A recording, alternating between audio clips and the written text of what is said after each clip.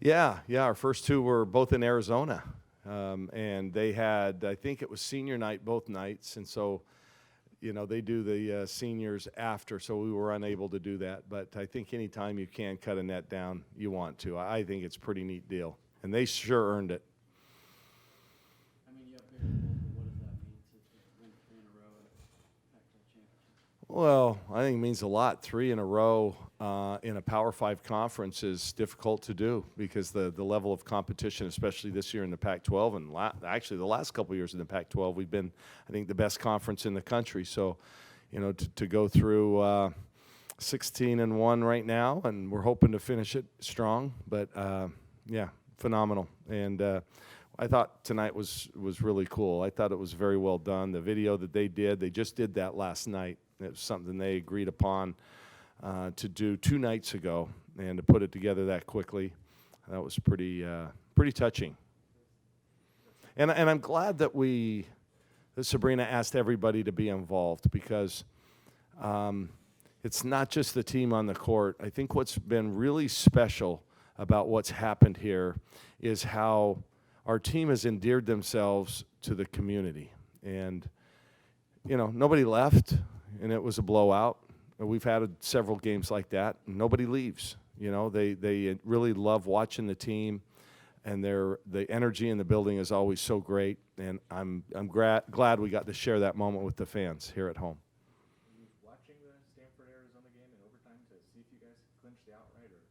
Oh, I wasn't worried about that. Yeah, if we hadn't won the game tonight, I know we would have backdoored into it. It wouldn't have felt the same. So I think this team's on a mission. We came out in that first quarter and played about as well as the team can play, which to me says that we're really locked in right now. We had some dry spells tonight. I wasn't completely happy about our defensive effort for the most part, but this team's on a mission right now. I think we're playing really, really well.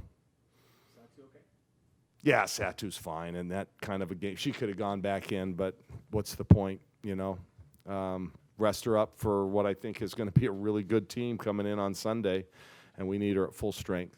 They have been playing a little bit better of late. Yeah, very. I don't know what happened up there.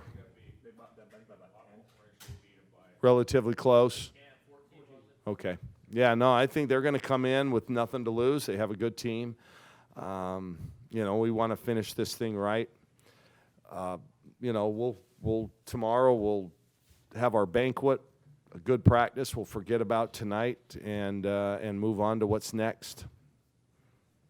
We want to cut down 4 nets. We're 1 for 4. We're 1 for 4, which was some of your batting averages. So, yeah, you were looking up at 250, big guy. You were around that Mendoza line.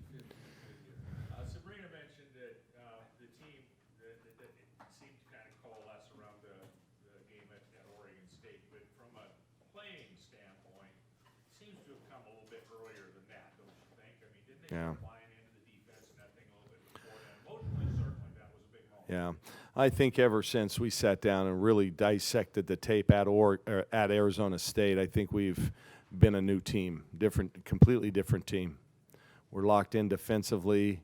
We still have some lulls here and there, and we just got to get that out of our DNA. But it's hard when you build a big lead like that to just keep that same intensity up, and then you start playing 11 players, and, there's a natural letdown. But, yeah, I agree. But I think that took it to another level, and I think the game at Stanford even another level. It was nice to be back home tonight, too. We had 8 out of 10 on the road. Included in that were 4 top 7 wins on the road. So it's been a grind, so it was really nice to be back home tonight. That's it? You guys are the best. Thank you. Oh. You talked about watching the game tape after Arizona State. What specifically did you guys work on? What's changed? Our pathetic effort. And we had a 12-point lead with 7 minutes to go. They scored 30 points in the fourth quarter against us. And just were, just going through the motions. And I didn't do a good job of coaching to win the game. I thought we would play our way through it, and we ended up not doing it. And I think it took us aback. Hey, we can lose. I mean, you know, we don't play right, we're going to lose. And I think ever since they really saw that, I think some of our players were embarrassed, and they haven't let that happen again. If I could follow up on that a little bit, did you have to address that much with them, or was that pretty much driven from within the team that this was enough, we're not going to let this happen again? Well, we didn't have to say a lot after they watched the film. I think my coaching staff, I think, said on at least 15 occasions they scored 30 points in the fourth quarter. We'd watch a little bit more. They scored 30 points in the fourth quarter. They scored 30 points in the fourth quarter, and we just kept hammering in. And you know, I think when you see it, it's powerful. You know, I think video doesn't lie.